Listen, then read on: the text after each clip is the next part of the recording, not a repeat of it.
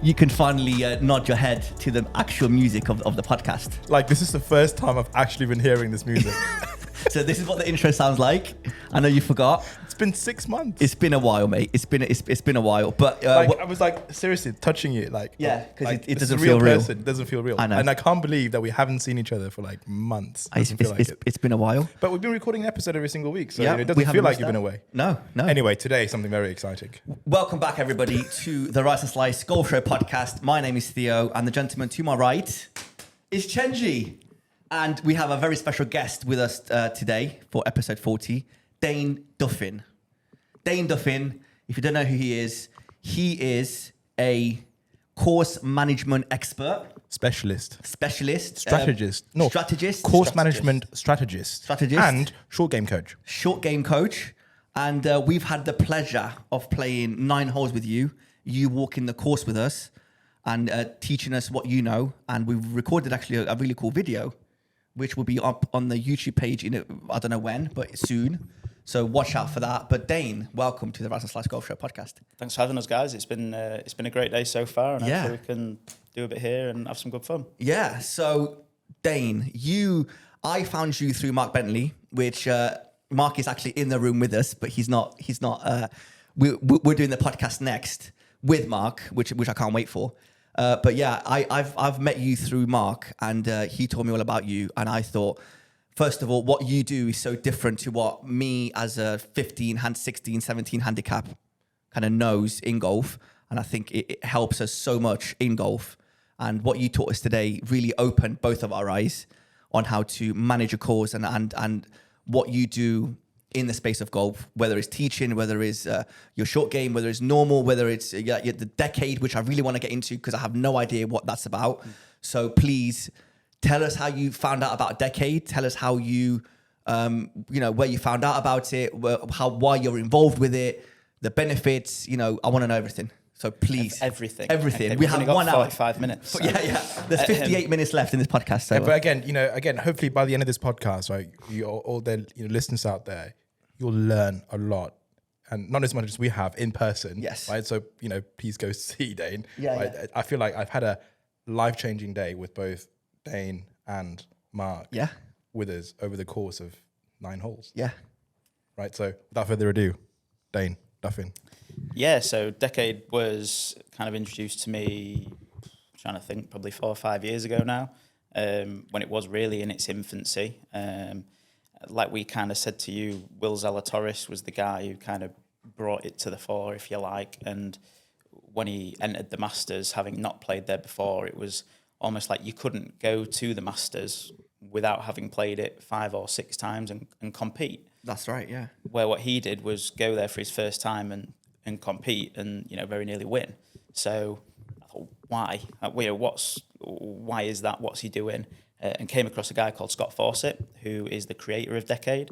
And he came across it through his own frustrations in golf. He's a very good player. I think he's off like +4 or 5 now. Yep. He's just done the Good event. I don't know if you've seen it. Yeah, so he's playing in that. Oh, wicked. And just listening to what he did, he kind of put an algorithm to course strategy, where certainly in Lincolnshire, it's probably throughout the world, but we've got quite tight courses here. Yep. And it always baffled me why you were told to hit an iron off a tee and leave yourself 140 in because it was the done thing. I just thought, it doesn't make sense to me. And then what Scott and other people are doing, but kind of I saw Scott's stuff and he's put into play this algorithm where it gives you a correct target off the tee, a correct tee shot, or puts you very close to being between 2 clubs. And then it gives you a correct target into the greens, which we kind of found out about today. And there's so many good examples of how it kind of comes about. But Colin Morikawa, when he won the PGA, he was almost like mic'd up. You could hear what he was going through with his caddy. Yeah, which was very cool. Yeah. We love all that stuff. Yeah, and it was great because you kind of heard him go through everything. Yeah. Pick his target, which was the right edge of the bunker. It was about 6 to 7 yards right of the pin, if memory serves right. Pulled it. Yeah. And it finished just left of the pin. If he was aiming at the pin, he'd be in the rough, having a very different shot to a 2-putt win for the PGA. So it's really, for me, it kind of gave me an opportunity with my players to go, actually this is how you make sense of course management. And for me, it takes out the emotion in picking targets. You might think you're on it one day and being able to go at some pins, but then stuff it short-sided and then you're making more bogeys. It helped one of my players a lot because he was coming up short and we kind of went through this, and it just made so much sense for him to go and then pick better targets and actually align his patterns so that English strokes gain terms, he was gaining more shots and not losing as many. That's so interesting. So you didn't know what decade was before seeing Wheels de la Torres? I kind of had an idea. Did you like Google, like, or did you find like some sort of post that said the reason why Will did so well in his first Masters is because of this? I just came across it on online, on media. Instagram and Twitter, and some people, it was kind of trending a little bit. So I was a bit like, all right, well, I need to look into this. And then lockdown came around, so kind of did a little bit more learning with it. Yeah. There's so many videos on the Decade app. It's brilliant. Yeah. So I went through that, got a few players on, became certified coach, which he changed a little bit now, but became a certified coach with it. So went through all the videos and stuff. And a guy who you'll come to know, Chenji, Duncan at Moore Park, he was very, very kind in sending me my first Decade cards. So he was brilliant and kind of looked at them and then went from there with it. So yeah, I'm always kind of on it, and a bit of a geek, and Mark will tell you, I always kind of look at it with the players, and they always give me a bit of a rap for being a bit of a nerd with it all, if you like. So it was call me the stat man. Let's take a step back real quick. What does Decade stand for? You know that Decade stands for something, No, right? There is a I reason thought it it's was called. just the name of a. There's a reason it's called Decade. DECADE. Oh, I thought it was just the name of like a, I don't know, like a cool name. So 2 reasons. Scott quite playfully says that it literally takes decades off learning course strategy. Okay. But yeah. Decade Brilliant. itself stands for distance, expectation, correct target, analyze, discipline, execute. Is that one of your like questions that you have to answer correctly? Otherwise, you can't be that Decade specialist. Yeah, you're in or you're out on that question. No, That would make sense. You wouldn't be able to. I've got You'd no be out. chance. it kind of puts it into perspective of like, okay, you get like what we did with you guys. So Yeah. when your viewers look at the video, we'll go through, well, what's the distance? Firstly, what distance am I trying to hit the ball? Expectation is then going, like I'm saying to you on par threes, middle of the green is really good here, or certain shots around the green, we're going, how do I manage my expectations here? I'm saying, like on the last to you, Chenji, I'm saying, if you hit this inside of 15 feet, you've hit a really, really good golf shot. Yeah. So for me, managing expectations are crucial. They'll talk about that a lot with Decade and course strategy. And certainly with one of the girls that me and Mark teach, it's getting them to answer the question of what is good enough. So what's good enough for you to play to the level that you want to play? Like we chucked out a little stat about PGA Tour average from 100 to 120 yards.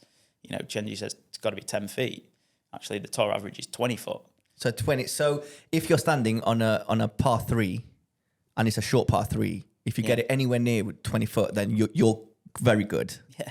It's crazy to think about. It's tour average. Tour average. I know, but we wanted to get it like, a tap-in birdie, which obviously is not going to happen. I think the thing is, as amateur golfers, we pray that we get it to within 10 foot so we can have a chance of even birdie. Yeah. But that's not what the pros think. No. Right? No. The pros think that this is the tour average, right? I'm managing my expectations, especially if you go through the Decade process, right? My target is this. And I've been practicing putting, for half of my golf career, right? I am comfortable, right? Because I know from 20 foot, my probability, if I'm pin high, for example, I'm on the right side of the pit of the green, right? I have a 40% chance of making that putt and making the birdie. So I think that's a beautiful, absolutely, way how the game has evolved, because Decade wouldn't be possible without modern technology. Yeah, right? of course. And I think the reason how Scott Fawcett was able to invent this was because of the what's it called again? The PGA's ShotLink era. Yeah, so Mark Brody came up with strokes gained, and then it's all kind of gone from there. So, like on his card, he's got expectation from fairway. It's changed now, actually. The hard card's changed, but the original one I've got, you put the fairway and what is the PGA Tour expected amount of shots to get down to the hole. So from the PGA Tour perspective, to average 3 shots from the fairway, it's just over about 160 yards, about 165. So then you play with people who will have 150 yards in and be really upset if they hit it in a greenside trap. It's not that bad a golf shot. Depending, if you hit the green, if you're a 20 handicap from 150 yards, you're probably gaining in that scenario. Right. So then we had a hole at my old club, 6th hole, par 3, and at its narrowest in the middle, the green was about 7 yards wide. Oh, wow. So when the pin's in there, if somebody hit the ball from the back tee at 150 yards, if they missed it in the greenside bunker, you can imagine this, oh, God, I can't believe I've done that, and that's a terrible golf shot. You might have actually, distance-wise, a PGA Tour average distance golf shot. So it's not that bad. And kind of like I said to you guys, you need to view your clubs as shotguns, not sniper rifles. Which is a great analogy if you think about it. Absolutely. And I want to talk about some of our personal feelings towards the middle or end part of this podcast. Right? Yeah, big time. And I've got so much to say. Like, again, I personally learned so much. Some of these things that Dane's told me. Big right? time. I'm like, I was like, really? And I think you guys will see it on the YouTube video. Right? Literally, like, I'm like doubting the professional, right? Come on, but amateurs should never doubt the professional. With me, when we went out with you, I listened to everything you said. So normally, like I did mention this, I would have like an app on my watch, and it would show me how far away I am, or I would use my electric trolley. But I didn't have nothing on. I just let Dane do his job, and he was saying, okay, 130 to the front, 160 to the back. But I think by what I've got down on your distances, use a 9-iron, for example, and I want you to aim at there. Now, I'm not saying it went exactly where it was supposed to go every single time, but my misses is I would say smaller. And another problem that I have, and I know like mid to high handicappers have, is that target is always the flag, which is the biggest mistake I feel like anybody could make, because the flag is the end goal, is not there's, like you said, middle of the green, fantastic shot. Yeah. So I think a lot of people listening to this podcast can really benefit from just remember that the target is the middle of the green. Don't even worry about where the flag is. So it's a bit like what we said when we were out there. There is a consequence to you aiming in different places. You're just picking up aiming your shotgun in a different spot. Yeah. So if you've got a tight left flag, if you think of a hole at your home course, tight left flag, there's a bunker on the left. It's a medium difficulty one, if you like. It's got a semi-high lip. Yeah. And you aim at the flag, there's a good chunk of your dispersion that's going to be left. So if you then end up in that left side of your dispersion, the chances of you then getting that up and down are severely affected. So yes, your average birdie putt may be a bit longer, but what you're doing is giving yourself a chance to hit the green more often. And generally, like what we were saying, greens in reg, even though it's an old stat, it's such an important one. And the more greens you can hit, the lower your handicap and the lower your score is going to be. It only takes 8 or 9 greens to break 80. It's crazy to think about. Yeah. So again, it goes back to that question of what is good enough. It's when you say it sounds so simple. It's doing it. Like, you see the flag, you want to aim at it. But then you have to remember, Colin Morikawa never aims at. Mate, not many PGA pros aim at flags. And it's hard to, I know it might sound weird and crazy, but yeah, it's... But to kind of like, ask that question back to you, Dane, how has Decade and learning the Decade process and becoming a certified coaching professional of Decade changed your life as a professional golfer? It kind of solidified my thoughts of there's got to be something there, and Scott's a much smarter man than me. He's put all this together and he is this math genius, but he's basically, everyone says he's basically broken golf, because you've got this traditional concept of you have to play the course as the architect intended. Well, off the tee, you definitely don't, because we're seeing more and more players take different lines off tees. I was saying to you guys, Victor Hovland did it where he hit it down the opposite hole. Yeah. So I've said that to players. So when I'm mapping it out for players, there was an instance at the Scottish last year that I remember, and I said to this player, look, yes, play one as the hole is there intended, but I want you to try and hit one over here, because the fairway's wider, there's more space, And it's not about chasing an angle. It's just giving yourself a ball that's in play more. There's just more space. So, yeah, you're seeing more and more things like that happen. And, yeah, he's kind of broken golf because it gives youngsters who would take decades to learn this course management system, being out on tour and kind of getting the lay of the land, they can just go out and do it as long as they stick to that. But that's where discipline comes in. Yeah. Like I said to you, for me, it takes emotion out of the decision. And I think that's what made Walter Torres, achieve what he achieved at the first ever Masters that he's participated in, right? Got to have done. Like, as Dane said, it's expected that the only reason you can perform well at the Masters is because you've played it multiple times. It's experience. It's one of those. The same I mean, like most of these courses, most of these PGA Tour players, they're members of various golf courses in Florida, Arizona, and they play, have regular tour events over there, right? So they practice these courses all the time, right? But Augusta is a place where literally, right, as we talked in one of the episodes, there's only 2 members of the PGA Tour that are actually members of Augusta National. Yeah. Right? Otherwise, you've got no chance of playing.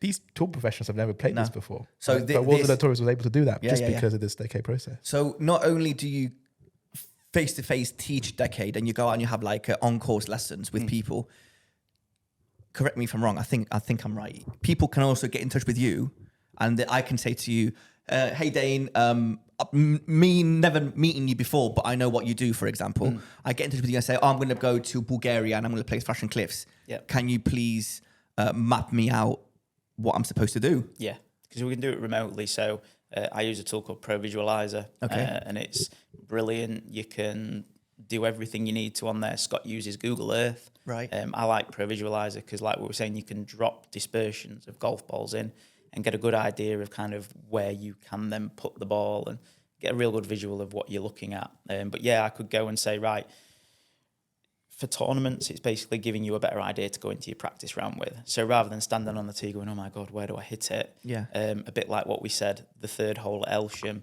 with this particular player that we were with, as the hole was intended to be played, you'd be hitting it an iron to the corner and then up. I just said it's 180 to clear the trees.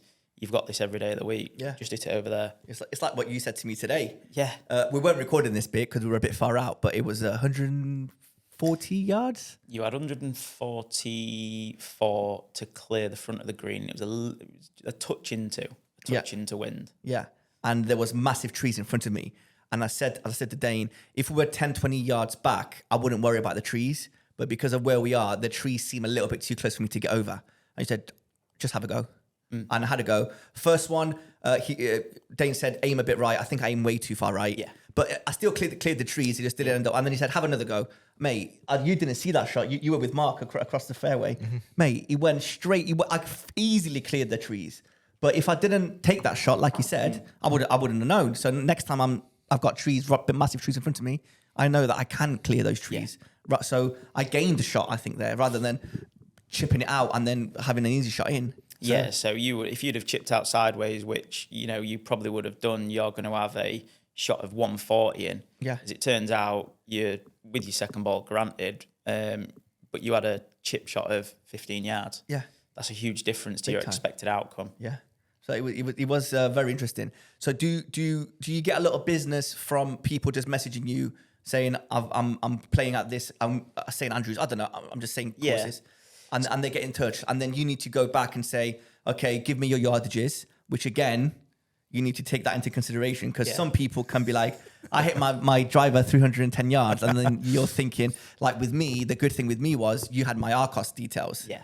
Which and you did kind of see, and it was easier for me to map out like a strategy, shall we say, because you could see what I could hit, rather than just me say, oh yeah, I hit a 310 yard drive, and you can go and say, no, you hit a 260 yard drive. But you do it at 7-iron or 686 yards. There's one anomaly on the Arcos app, and apparently I've hit a 7-iron like 663 yards, which I don't think I've ever played a hole big like longer than 600 yards. So it's beyond me why it's there. Must have been clicking it down an airplane runway, I think. Definitely. I don't know what happened there. Yeah. But yeah, they just get in touch and we go, okay, do you have data to look through? If the answer is yes, great, send me it over. Then we can have a look at your carry distances, because generally people go, the standard one is I carry my 7-iron 150 yards. Okay. Generally people don't. Okay. So then it's going, well, no, you actually carry your 7-iron X. Right. So then we can start to gap your irons and we can go, like we were saying with you, well, it's X to clear the front of the green and X to the back of the green. Your 7-iron clears the front, doesn't go out the back. So you're going to hit it in your funnel. Right. So that's great. If they haven't got it, then generally we'll work with them in person and kind of look to get a couple of yardages for them to make it easier. But the golf's so accessible these days. You can nip into a simulator and spend, a couple of sessions getting some club data down and getting some averages. Yeah. But that's really important. If anyone's listening and they're kind of looking at doing that, it's really important that you don't go off your Sunday best, because it's called your Sunday best for a reason. That one's not going to come out very often.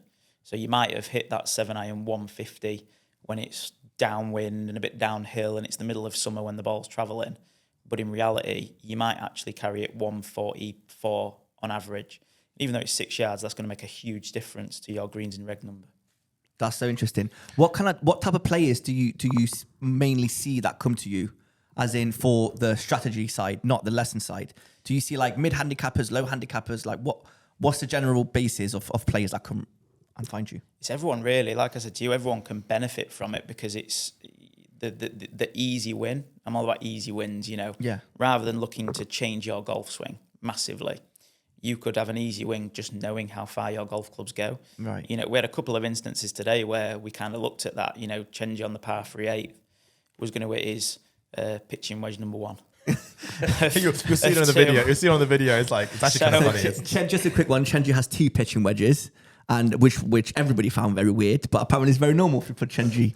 And Dane actually figured out that one goes one distance and the other goes another distance. No, I've always known that they go different distances. So that's why I have both of them in the bag. So it's but such a then weird thing. finally found out that one is actually a 46-degree pitching wedge. The other one is 48-degree pitching wedge. Okay. Anyway, There you go. Sorry, carry on. So Chenji was going to hit the 48. Yeah. But we went, actually, if you think about it, look at the back of the green, you're 46, so your set pitching wedge isn't going to go out the back, and it ended up pin high. Yeah.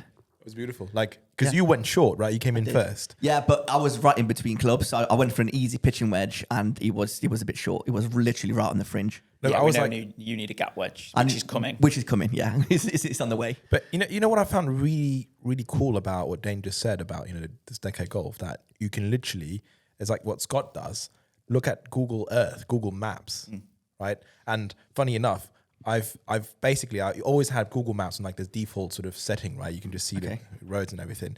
But basically, because of golf, I've turned it always as in satellite use because I want to see whenever I'm passing by somewhere. And I've got if it's a golf course around the corner. If it's like a golf course around the corner, yeah. I'm literally just looking at the map and like looking at the hole. But so you can, without having ever visited a golf course, you can look at the obviously you have the apps now that you can see all the golf courses. But I do that all the time where I use the app. Like if I'm playing Forest Pines, for example. By the way, shout out to Forest Pines for letting us come here today. Absolutely. And really looking after us. We will put some details in the link description below. They've been amazing to us. And of course, thank you to Mark and thank you to Dane. Everybody was just so nice to us today. But yeah, if I'm playing Forest Pines and I know there's 27 holes here, but let's say there's an 18, I'm going to go on my whole 19 app and I'm going to see what I'm looking forward to and how difficult everything is. I have a rough idea in my head. But that rough idea is very rough. It's literally you can see the par 3s and par 4s and you see like a dog leg left or dog leg right. But what Dane and decade professionals are able to do is you're able to properly break that down without even having ever been to the course. Yeah. How do you do that? So you kind of like an algorithm. So you have like a tee shot strategy of knowing how far let's say your driver goes. But generally, if you're hitting driver less than 250 carry, it's probably going to be driver majority of the time because we know getting the ball further down the hole is more beneficial. Obviously, if there's a hazard in the way, then you're going to have to drop down. But for the longer players, then we're looking at how much usable room is there to go into. Where are the hazards? How long is the hole? So like the decade tee shot strategy, if you hit your driver like more than 275, I think, on one of the particular ones, it basically gets to a point where it says, where the heck are you playing? It must be short and tight. Consider all options that leave you like a wedge in. Because there's a point where chasing 20 or 30 yards might not be worth the risk. Okay. So there's a whole again, I kind of use Elsham because I'm still getting used to it. I've only been at Forest Pines 8 weeks, but this is quite a tight, tough hole. But there's no real like short 300-yard par 4 here. Whereas at Elsham, there was this short 300-yard par 4 where there's only like 50 yards of room between crap and crap. And it's going, well, if you're going to chase that with driver, is it going to be worth it? Right.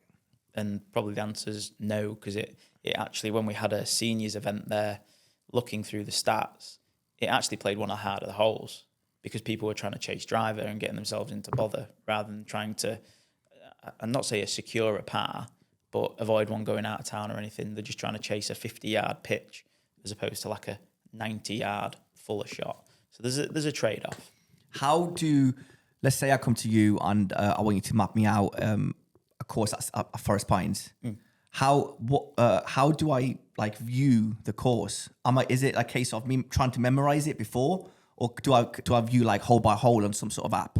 So what I would generally do is put a course packet together for people. So using Pro Visualizer, you can print yardage books using that. Or generally what I do is give people a little, I cut and paste it and then write them a little note through on the side, basically saying it's at 250, you've got this, consider this, or it's definitely driver, just basically send it and then reassess. Right. Okay. So, that's really interesting. Well, I think we've pretty much covered. Basically, like this is like a pre-caddy service, isn't it? It pretty much is. Yeah. And I think, again, this is so cool about the modern golf game. Yeah. Because so much prep comes into it, right? It's not just about Oh, local big knowledge time. anymore. Dude. Right? In fact, I mean, like, you know, golfers always say local knowledge, right? Especially when you hit like a fun shot and like, you hit a good bounce and it's like, yeah, there we go. You know, members bounce, local knowledge, right? But with Decade, you're not limited to just local knowledge. Right? What you can do is like before you go into a tournament and you have your own caddy, right? But the caddy may have never played that course before. What you do is you get a Decade professional, right, to map out the course for you, right? Do like a little practice round and see if it works. It will probably work. And it's just amazing. It feels so hard to win these days because, you know, having access to so much information. I know. There's a lot of things out there. Have you ever considered or have you ever caddied for anybody using Decade? I've not. Well, I've caddied for one guy. Okay. And he was going all right, but this particular guy had one tendency to hammer a couple of putts from short distance. Okay. But it works. We know it works, and you can kind of get it. A lot of the caddies use it. I think it's so beneficial. They would know it, and they would go through it. So one of the caddies who's on LET, I've talked him through it, had a chat with him about it, and he does then use it. He might not tell the player that he uses it. Okay. But he's then picking targets to a Decade target, if you like. Wicked. So it might be used, but it might not be so obvious that it's used. Yeah. So. Which it is what it is. I think if it's known that caddies use Decade, it's almost like, oh, you're replaceable because I can just get another caddy that does Decade. But if, you know, you kind of make yourself irreplaceable, right? I don't think they'll ever replace a caddy. A caddy can do so much for somebody. Yes, you're going through and talking through clubbing, etc. But there's more to it. You know, they're kind of keeping them on track as well. They're a good sounding board, and I don't think the caddy will ever be kind of replaced. But what we're doing is giving people a better view of a golf course before they've even played it. Yeah. So they can have a really good idea. So sometimes on Google you get courses that are 3D rendered. So you can literally drop yourself on Google Earth on the tee and get a look at what's going on. Yeah, because most of the time, like with me, for example, I'm scouting out a course on hole 19, but I can see flat. You know, I don't know what I'm looking at. I don't know if I'm looking at downhill, uphill. I don't know what I'm looking at. But with this, I feel like with using what you offer, it just opens your eyes to the golf course before you even get there. And having an idea, like, 'cause how many times have we been, you know, on a tee and you're looking down, you're like, I don't know what I'm looking at. I don't know how far that tree is. I don't know where I'm supposed to aim. Sometimes you can't even see the green because it might be like a dog leg left or a dog leg right. And it's so interesting to go in with a perspective of, you know, I've got it. I know what I'm supposed to do. And all I have to do is just do it. Obviously, it's so much easier. said than done, but it is what it is. Yeah, I feel like now is the right time to kind of segue into what our experience has been, right? In terms of what we've experienced in the last 9 holes. Oh, mate. Like, and this is the thing. I actually came in a bit skeptical, Yeah. right? I thought Decade, and I've always known about Decade. And in fact, like a year ago when I first found out about Decade, I was like super fascinated by it, right? But then I downloaded like the Birdie Fire app, which is like an app for it, right? I was like watching Rules Aleatorious. I was watching a lot of the videos, but I had 0 execution skills. Yeah. As a 20 handicapper does, Yeah. right? So I thought this Decade thing would only be good for like elite professionals or like scratch players, or even at the very least you have to be single digits. Yeah. Right, and me, I think and you can as like a definitely help 17. them. But absolutely, Yeah. But what I was really surprised by is that I actually really helped myself out as as a bogey golfer. It's definitely opened my eyes. Like again, just kind of like showing up, and I thought, Dane, thank you very much for like bringing us to the driving range, right, and to properly figure out our yardages for 7-iron. Yeah. Oh my God. So this is not going to be in the video because we weren't recording. We were at the driving range just kind of warming up, and Dane says, okay, stop what you're doing, guys. I'm just going to go on the other side of the driving range. I'm like, what are you talking about? So you see him, he runs like on the driving range, and he stops everybody that's having a practice. And he goes, I want you to hit your 7-iron, hit balls to me, and I'm going to get your yardage. And I'm like, this is new, man. I can't believe we're doing this. So yeah, we spent about 20 minutes literally hitting balls towards Dane. And and then we had to put our thumbs up if it was a good shot, or not do anything if it was a bad shot. It was quite obvious the bad shots were pretty bad. Some of them I didn't have to run after. But Just looking. Actually, I did take some videos. I did take some videos. Actually, it'd be kind of funny. Like looking at Dane like funny. running That's across. one way of getting yardages. Okay, fine. We've got our yardages, proper yardages, right? So obviously, Dane had his little notebook full of our, from all of our club, all of our set, right? Knowing exactly the distance. And it wasn't just like a simple 155, it was like 157, like 148. Very accurate. Very accurate. Yeah. Right. And I think the biggest, like, I don't know, my sort of experience about this was like on that 8th par 3. Yeah. Me, believing that. And this is what I usually would have done, right? Okay, it's 120 yards to that green. And I know my weak pitching wedge would usually reach there. Yeah. Right. But I probably have to hit a hard shot, and it's just taking unnecessary risks. Right. But then it's like, don't just use your hot one. What you were doing, which I noticed, is we'll go up on the tee and straight away you would go and grab a driver or a 3-wood. With me, because I'm so open-minded, as Mark will tell you, because I'm just a funnel of information that I just want to take in.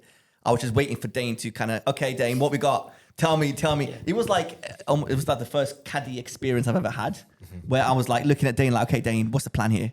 You go, use a driver or get a 9-iron or whatever. And I just listened. And yeah, it definitely worked.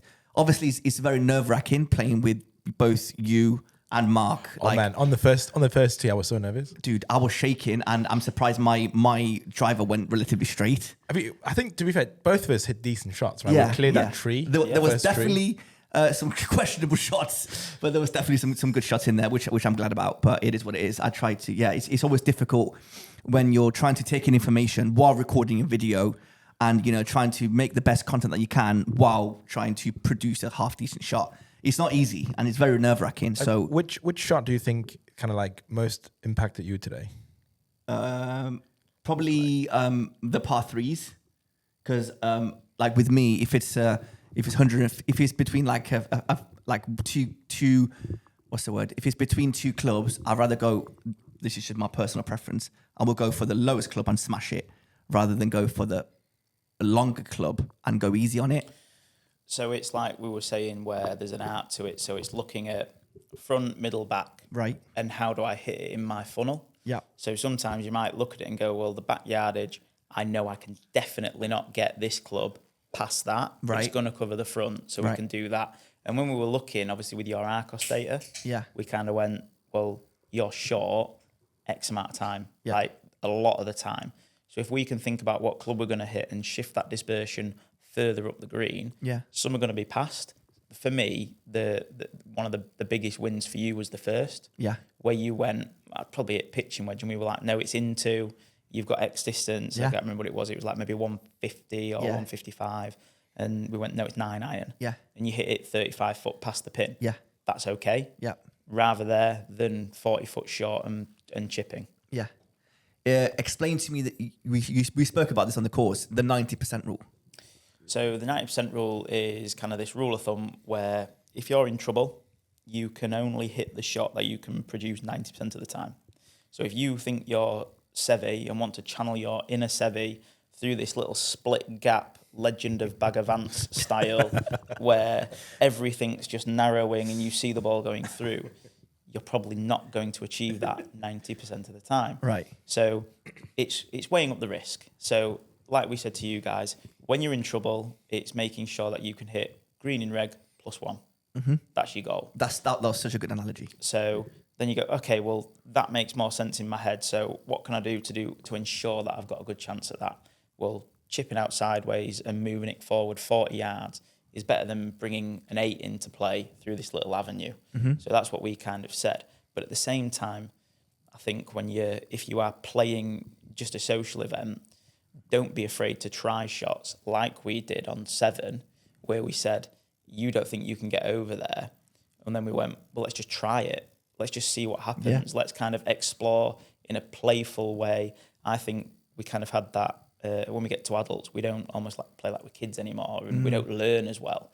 So just doing and then seeing, you go, you might have hit it mint and cannoned it into the trees. Yeah. But that would have also been a learning experience. You go, big time. I've probably not got that in my locker. Yeah. But in actual fact, it sailed over. You did. And was comfortably over. Yeah. So the next time then you're in that situation, you've got that little file stored in the cabinet in your head and go, right, I know I can advance it this far.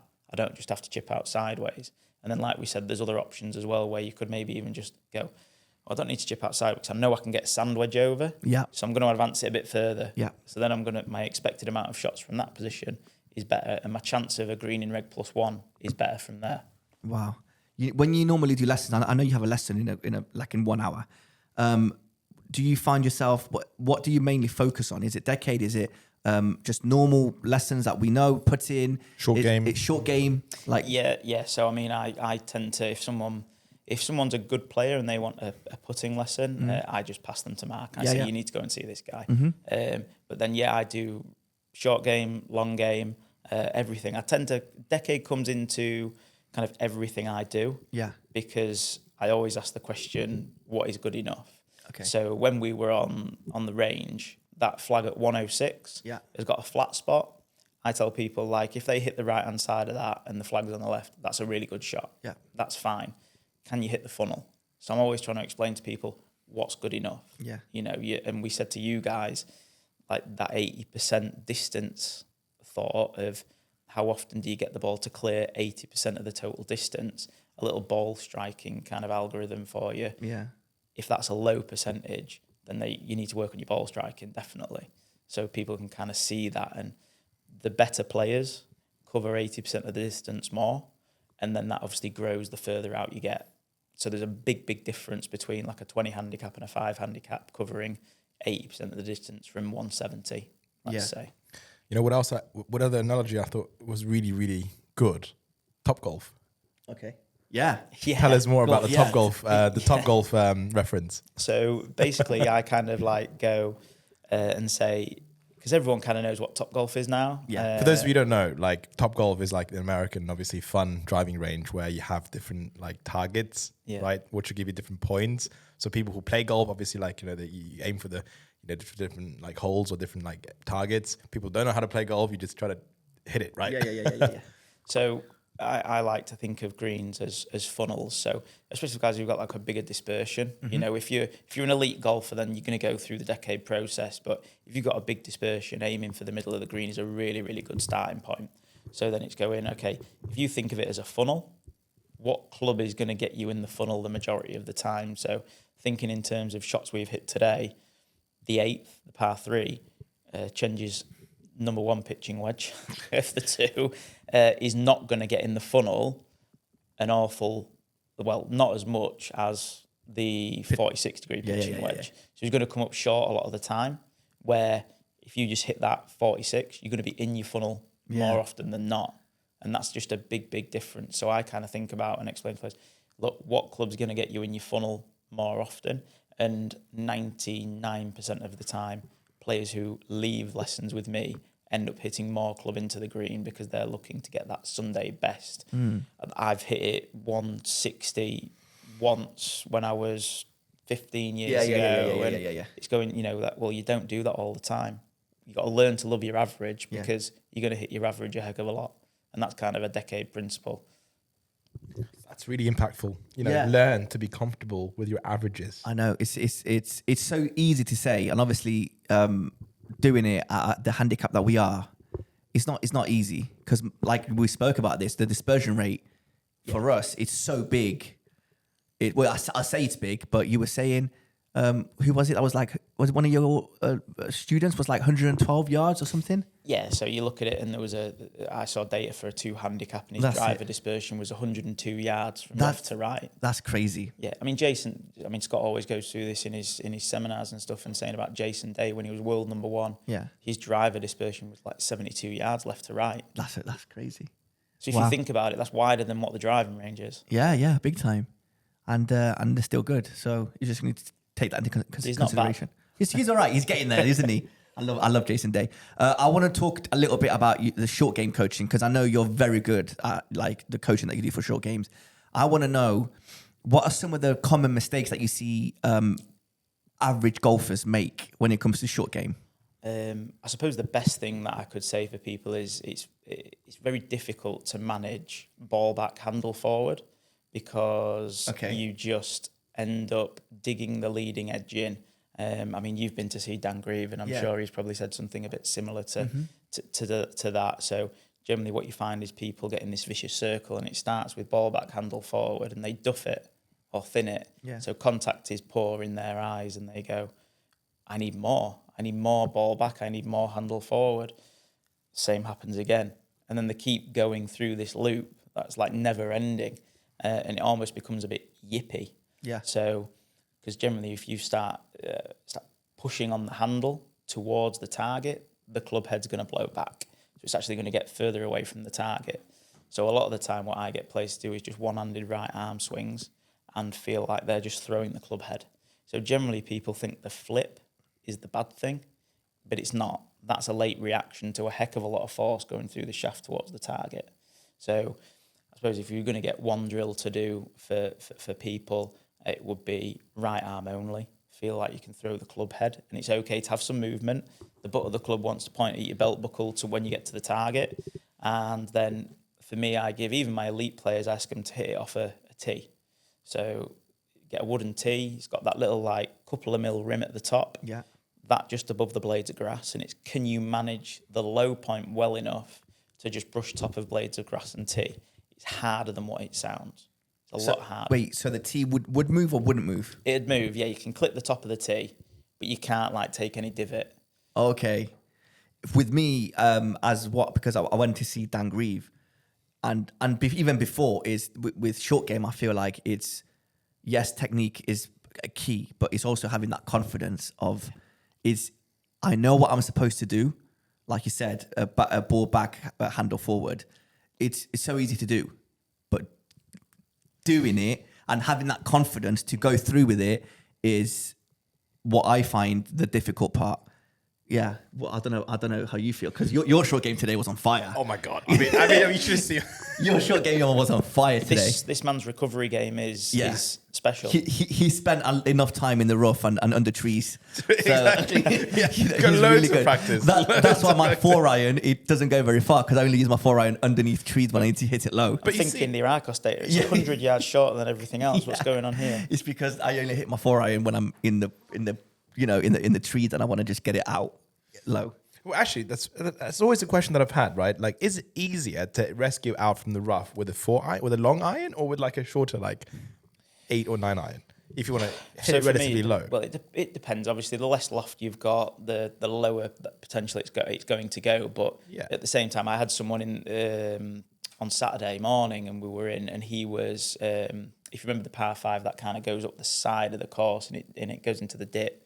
He was up the left, and he had about 30 yards of real long stuff to cover, and he's hit 4-iron and it's just got snagged up and only gone about 10 yards. So again, it's having that kind of adaptability to go, well, I need to carry X and I can get it past this. So I might need a 6-iron to give me a little bit more loft. And what we were saying, you know, I like saying lie detection, you know, what's the lie going to do?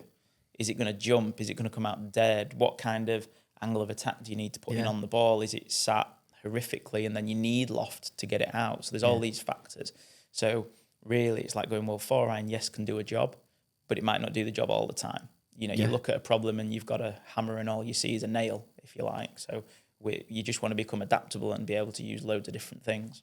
I feel like that's my biggest lesson today, actually, because as you just rightly said, I'm usually a bit stubborn, right? Yep. Like I see a hole and I know what to use. Yeah.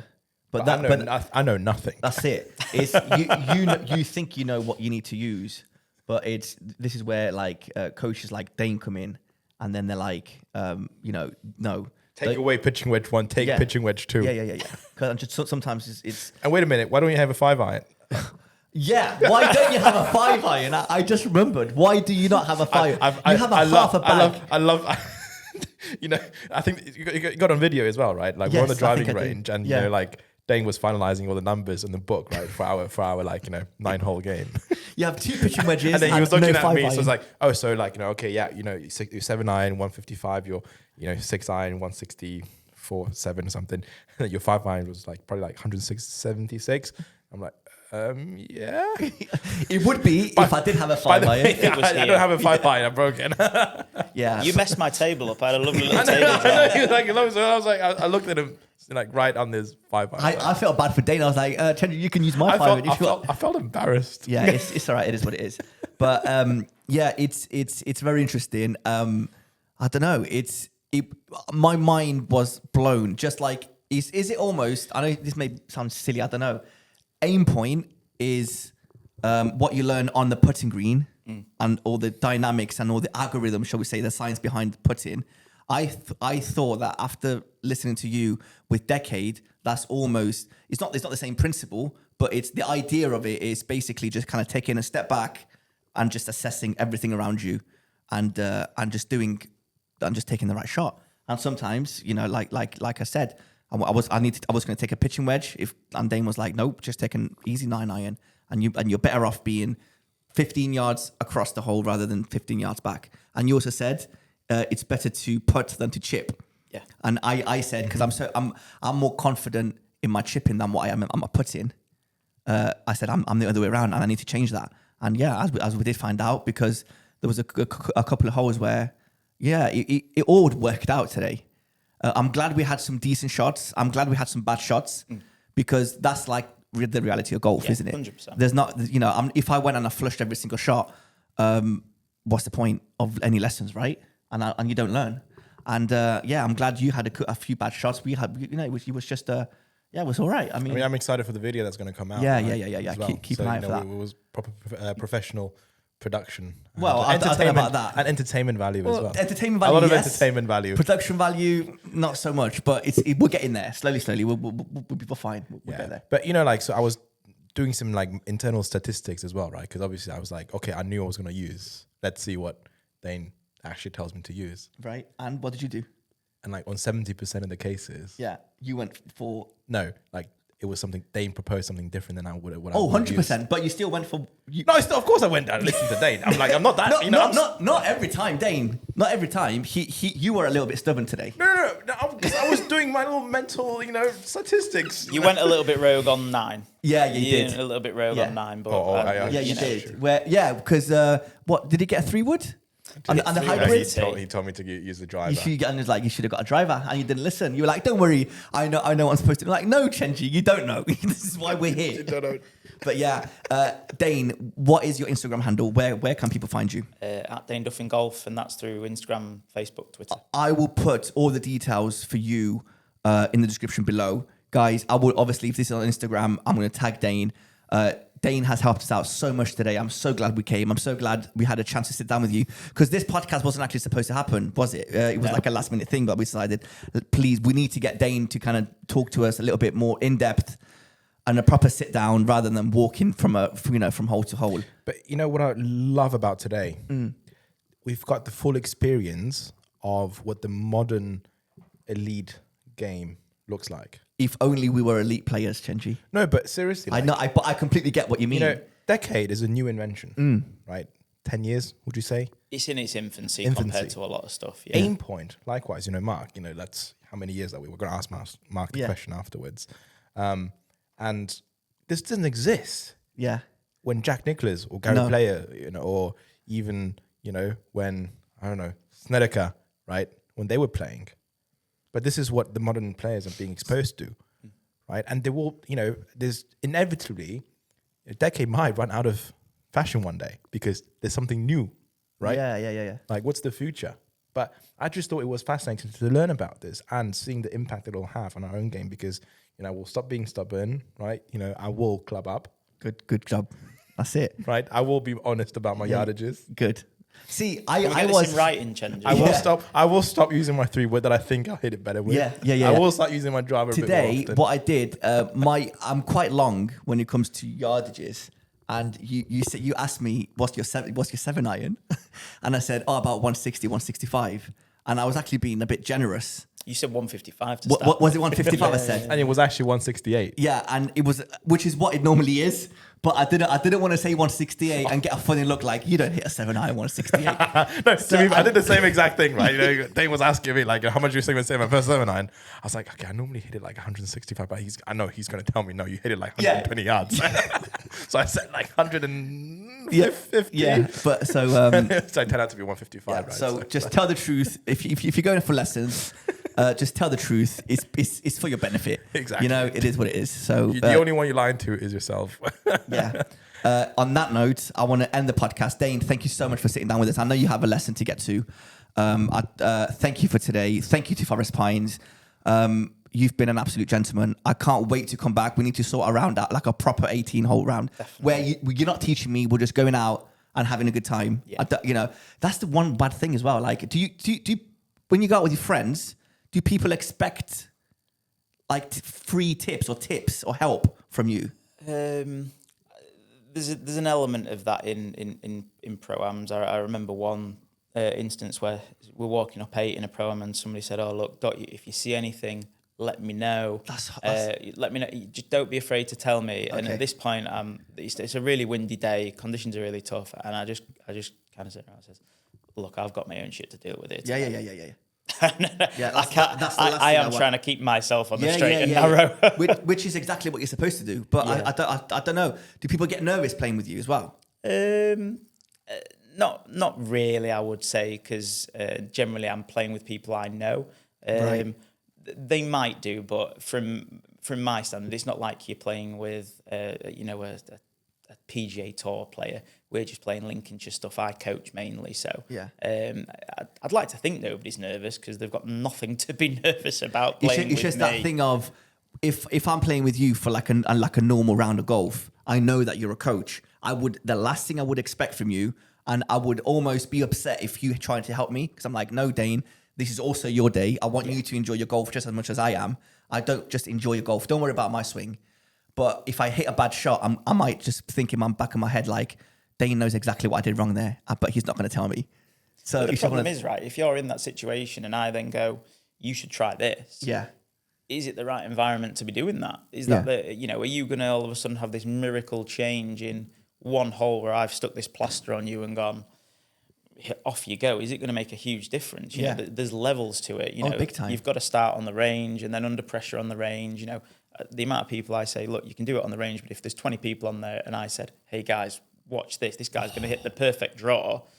And everyone's going to say, oh my God, now this is pressure. Yeah. It's replicating that and then doing it on the course. So like what we've said with you about the tree scenario, having a card in your hand is going to be very different. Yeah, that's it. Exactly. Would I do it if I was, trying to put a handicap score in, or if I was in a Saturday comp? I don't think I would. Or I would have went for it and then chunked it because of how nervous I would be. So that's why you do it when there's nothing at stake. Power's in the knowing. Yeah, you can do it. So that's part. You kind of part way down the road now. It's then going and executing it under a bit of pressure and knowing that you've got that in the locker. Amazing. I can't wait for us to play again together. Again, thank you so much, Dane. And again, if you're listening to this podcast, please just reach out to Dane. Like, Yeah, if you're in the area, Yeah. have a lesson about the short game, learn about the decade. If you're away, learn about the decade. That's it. And decade not only is it like a process of helping you, Yeah. right, understand the game in a better way, but because you get data fed back to you, right? Yeah, and, big time. Again, you just become a better player all the time. Yeah. And actually, the more your coach knows about you and knowing your stats, That's it. That's going to help them make you a better player. Do you know what would be very interesting Just as well? positive feedback. I would love to see like there's a lot of people that are members at golf clubs that don't play anywhere else. I would love to see you be like map out with using Decade a normal members like a golf game, and just to see how different what you would pitch out to what they would do. So they might see a hole, like they're so used to, let's say, hitting driver or 3-wood down this first hole, and then you go and go, actually, that's the wrong play. And like it might be a play that they didn't even think about. And it'd be interesting to see. So later on, when I learn Ashbourne a bit more, and I've got like my normal routine of I know what to hit, I'll get Dane, I'll get in touch with Dane. I'm like, Dane, map out what I'm supposed to do just to see how far away I am. Exactly. So yeah, anyway, thank you guys. I really appreciate you coming on the podcast. Been a pleasure, guys. Thanks. Thank you very much. Thank Please like and subscribe. Please visit Dane's Instagram. Link is down below. Message him for lessons. Get in touch with him about questions that you may have. And get in touch. Thank you very much for listening. Like and subscribe.